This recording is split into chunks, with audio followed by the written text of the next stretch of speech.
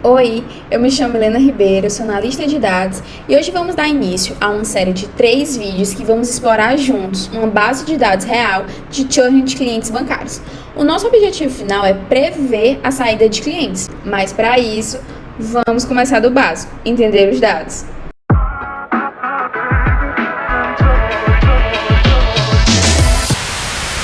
Agora que você já sabe o que está em jogo, vamos ao pontapé inicial no nosso notebook. Aqui a gente começa importando as bibliotecas essenciais, como Pandas, NumPy, Matplotlib. São elas que vão nos permitir explorar, visualizar e transformar os dados ao longo dessa jornada. Também já deixamos preparadas algumas ferramentas de Machine Learning, porque a gente sabe onde quer chegar, prever o churn de clientes. Mas antes de pensar em modelo, precisamos entender o terreno que estamos pisando.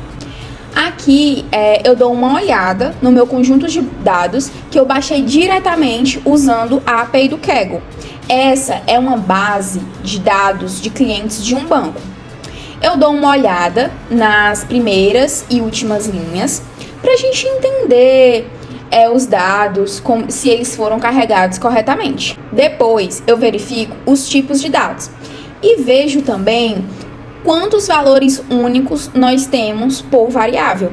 E isso me ajuda a identificar variáveis categóricas e numéricas, além de verificar se tem alguma variável que parece irrelevante ou que deve ser transformada. Também analiso os dados faltantes. Nesse caso, felizmente, o conjunto está completo e com isso em mãos conseguimos traçar o perfil da base. Nós temos 10.000 registros e 14 variáveis. Eu também já identifiquei quais são quantitativas e quais são qualitativas. E esse reconhecimento inicial, ele é essencial para guiar todas as tomadas de decisões que virão nas análises e na modelagem. Então, a partir dessas características definidas, eu gerei um dicionário, 4 colunas, variável, uma descrição breve, o tipo e o subtipo, só para auxiliar na análise, e a gente começa o resumo estatístico. E aqui eu separei as variáveis qualitativas das quantitativas. As qualitativas, elas foram descritas com base em frequência, já as quantitativas com medidas como média, mediana, desvio padrão e quartis. E aqui a gente já consegue tirar alguns insights interessantes. Por exemplo, cerca de 20% dos clientes saíram do banco. Poucas linhas de código já me dizem muito. Além disso, a gente percebe que o tempo máximo de permanência no banco é de 10 anos.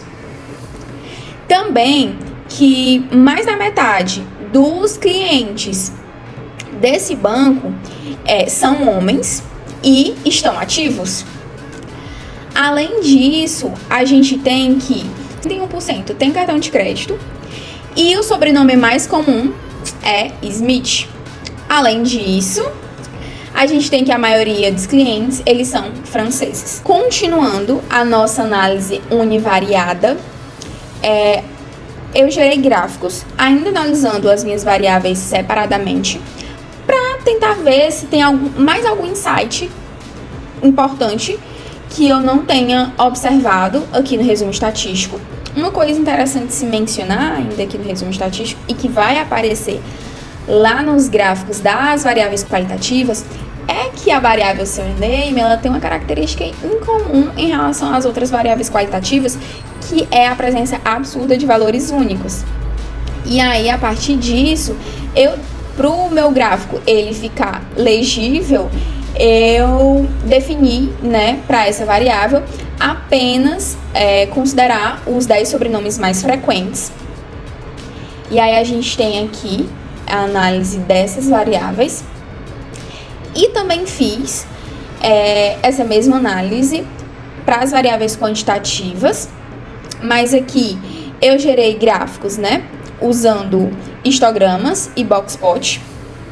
E alguns insights muito interessantes foram retirados daqui, como, por exemplo, para a variável Credit Story, a gente tem que a maioria está entre 600 e 700, mas também apresenta valores, abaixo de 400 e esses são considerados outliers. Além disso, a gente tem uma predominância entre 30 e 40 anos para a variável age, mas também temos clientes com mais de 60 anos, que também são considerados outliers.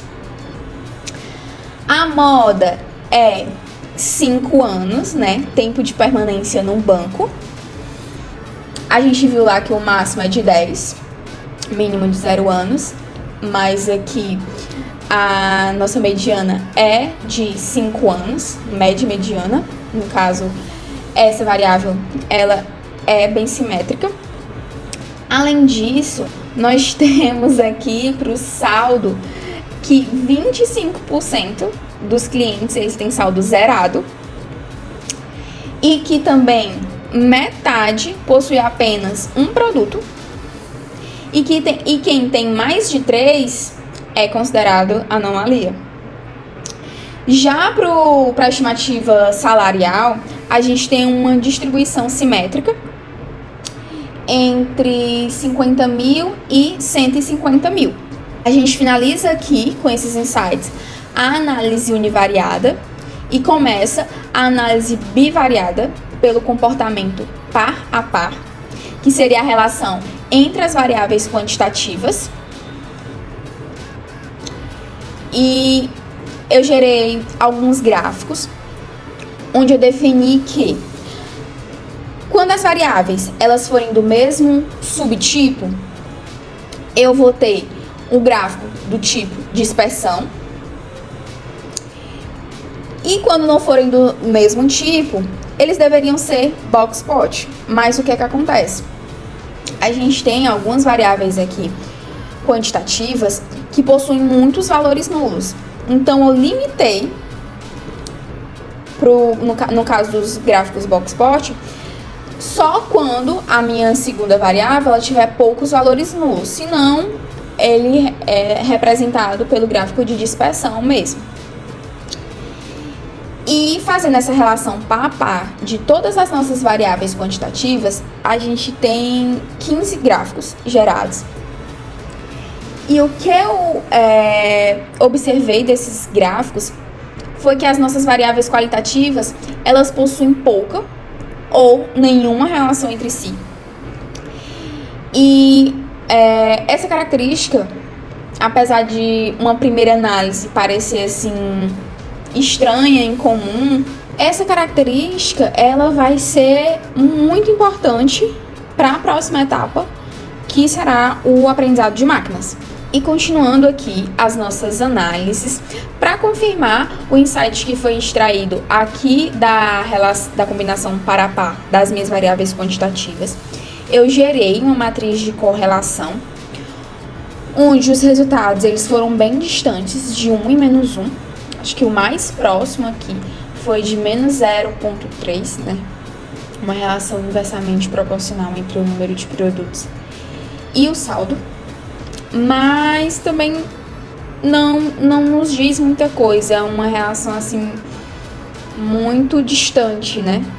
Então, só confirma essa independência entre as minhas variáveis quantitativas, que é um excelente sinal para a construção de um modelo bem robusto.